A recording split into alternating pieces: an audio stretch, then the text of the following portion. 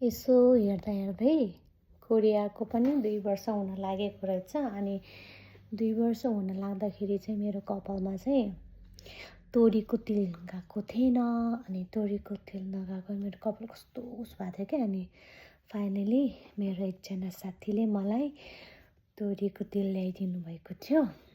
अनि त्यसपछि मैले आज नुहाउनुभन्दा अगाडि तोरीको तेल मजाले लाएर मसाज गरेको। आज मेरो कपाल यस्तो हेल्दी देखेको छ।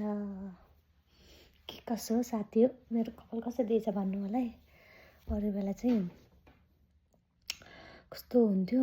अनि मेरो कपाल चाहिँ अलि रफवाला हो कि। अनि एकदम मोचो अनि त्यसैमा झन् रफ, एकदम रफवाला चाहिँ त्यो स्ट्रेट कहिले पनि हुँदैन। यो चाहिँ तपाईँको नेचुरल कपाल चाहिँ होइन। यो चाहिँ कोरिया आएर पनि मैले नेपाली 10,000 तिरेको खै यति महँगो छ कि यो पार्लरको एरियामा। अनि कपाल मैले यत्रो त काचेको थियो, अहिले चाहिँ बढेर यत्रो भएको छ। जे होस्, आफ्नो सेल्फ केयर पनि गर्नुपर्छ भन्ने कुरा चाहिँ सही नै रहेछ।